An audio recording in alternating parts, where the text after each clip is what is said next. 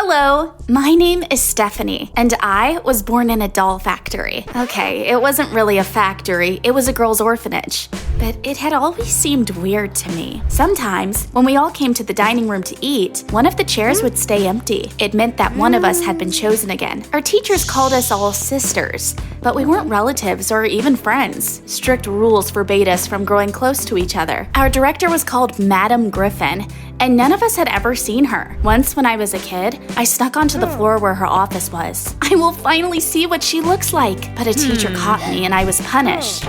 We were all dressed the same and had our hair cut the same way, which made us feel like dolls. However, there was something that set us apart. Meg, you have an art class today. Judy, you're going to learn a new piece on the piano. All students attended individual classes to develop their talents. All students, except for me. Stephanie, it's about time you found something you're good at. But all I liked was running around the yard, building huts and climbing trees. Even though I got punished more often than the other girls, it didn't stop me. One day, I tried to escape from the orphanage but was caught at the last moment. Stop it! Don't scare my baby. Stephanie, come back here right now. It's all because of this crazy old lady. She lived right next to us, was obsessed with cats, and often strolled past our orphanage. If you can't pick a pursuit you like, we'll choose one for you. You will be a model. That was my worst nightmare, but who cared about my opinion? This orphanage is your chance for a better life. They called it a chance, but we called it fear. Who will be chosen next? Where did those who were chosen go? If they were taken home by their new parents, why didn't they tell us anything? We weren't even allowed to go to the city by ourselves. Everything changed when I turned 16. My sisters and I were having lunch when one of our teachers suddenly came to us. Congratulations, Meg!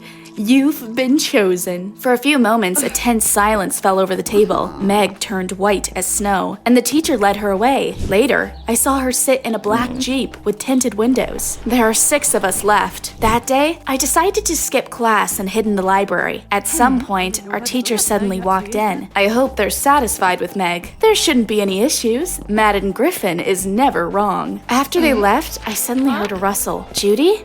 I'm supposed to read the biographies of famous pianists for my next class. It turned out the teacher's conversation freaked Judy out too. Something fishy's going on. Something dangerous. Before going to bed, we were always supposed to watch educational programs together. We were gathered in front of the TV when an emergency newscast appeared on the screen. A young girl was injured in an accident earlier today. Here is a photo from the scene. That's the Jeep Meg drove away in. I caught Judy's eye and realized we were thinking the same thing. She has been taken to the city hospital. What happened? Focus on your studies. The next day, Judy and I decided to find out what happened. She distracted the teachers, and I stole a telephone book and called the hospital. Our hospital admitted no girls injured in a car accident yesterday. That's suspicious. That morning, I had a posing lesson. Rick is going to be your photographer from now on. Until now, all your lessons have been theoretical. Rick is going to teach you how to act in front of a camera. Usually I turned into a motionless statue as soon as a camera was pointed at me, but that day it was different. Look, there's a squirrel in the tree. Where? Nice shot. You look so alive here. He knew how to get results. And besides, he turned out to be a great guy in general. Now take your phone and pretend you're taking a selfie. We are not allowed to have phones. Wow, it's like the Dark Ages. Yeah, and the teachers are evil witches. Hanging out with Rick was fun, and we quickly grew close. One day, there was a thunderstorm, and the power went out at the orphanage. While everyone was distracted, Judy and I went up to the faculty floor and sneaked into Madam Griffin's office. Luckily, she didn't lock the door. While Judy kept watch, I tried to find some information about our sisters that had left the orphanage. There has to be something. Then, luck smiled down on me. I found a folder with photos of all the students in a drawer. The photos of the girls who had been chosen were crossed out. What does this mean? I think I heard footsteps. We need to go. At the foot of the stairs, we ran into Rick. Stephanie, I'm here for our class, but there was no one downstairs. The power went out, and then we heard a teacher's voice. Don't tell on us. We barely managed to hide in time. What are you doing here? Only teachers are allowed on this floor. I was just looking for someone from the staff. Could you show me the way to the yard? After they left, we breathed a sigh of relief. Rick really was a good guy. Judy and I spent the next week trying to find more information,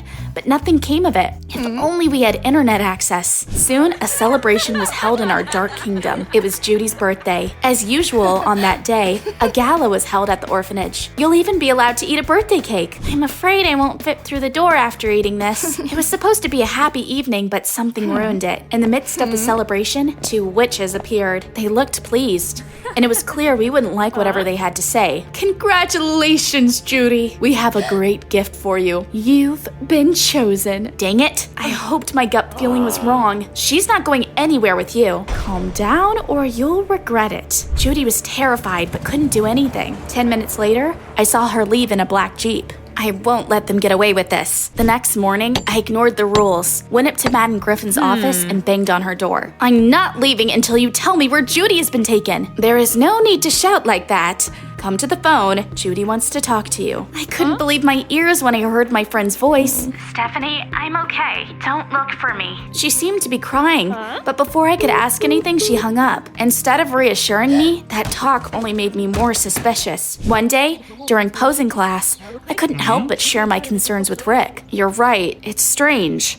I'll try to help you. Soon, he secretly brought me a smartphone. While there were no teachers around, we searched for information about the orphanage and Madam Griffin. What the heck? No leads. It's like your orphanage doesn't exist. It doesn't even have a website. One day, Rick told me that he had asked around about my orphanage. I'm not a local, so I'm not very familiar with the history of the city, but it turns out that there have been various rumors about your orphanage for a long time. Basically, everyone thinks that it's some sort of private boarding school for girls. Everyone who tried to learn more about it quickly lost interest. It's like they were scared off. That night, I hid under the covers and kept Googling. Eventually, I came across an old newspaper article. 15 years ago, a girl appeared in town. She claimed that she grew up in an orphanage and was then given away to some strange family without consent. I recognized the building in the photo. It was definitely our orphanage. The article said that the girl was not in her right mind, and she was sent to a psychiatric hospital. Her name is Sarah Parker. It was a clue, so I texted Rick. The next day, he helped me sneak out of the orphanage. We got on rented bikes and rode to the clinic mentioned in the article. Sarah Parker is, my great aunt, and I'd like to visit her. She hasn't spoken in years, but I'm glad you came. No one ever visits her. At first, Sarah seemed calm,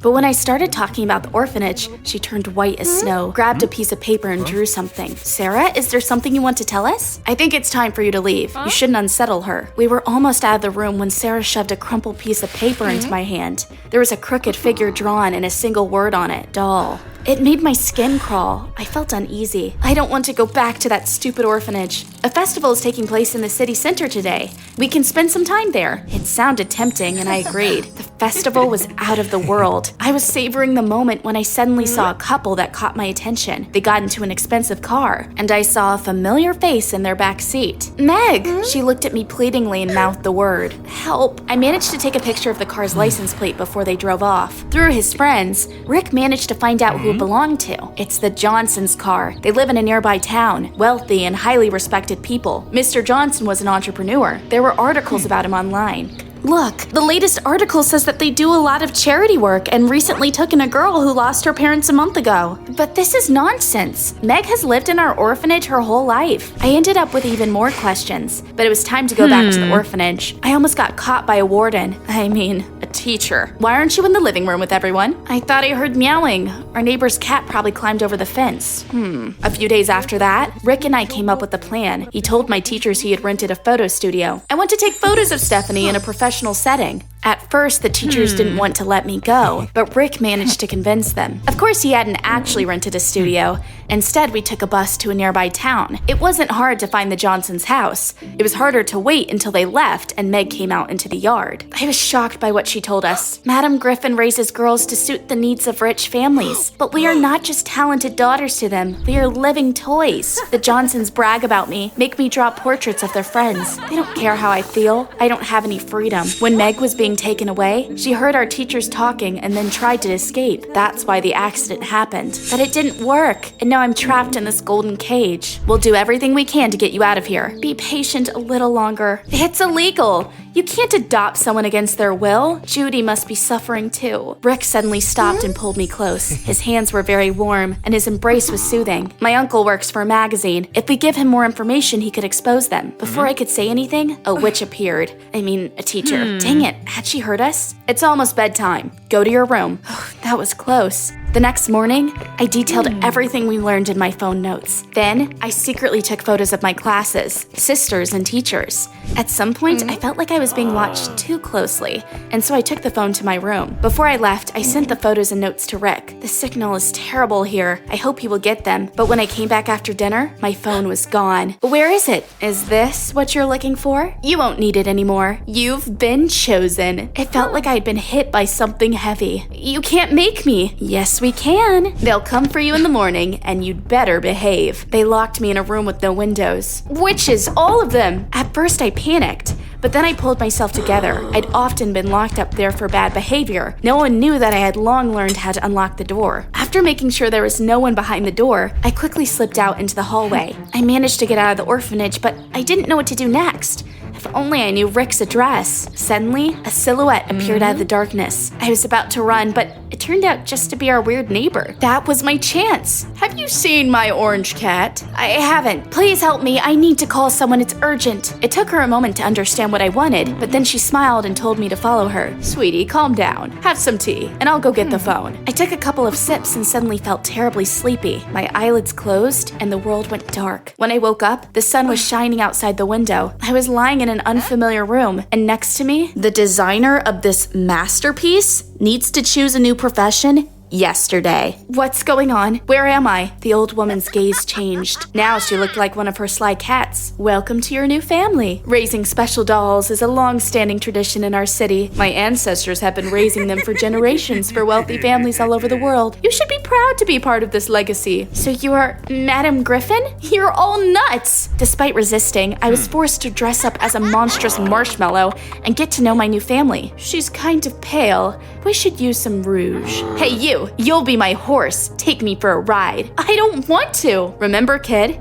You are supposed to entertain our son. You are my living toy. I was about to explode when I heard a siren. A police car pulled up to the house.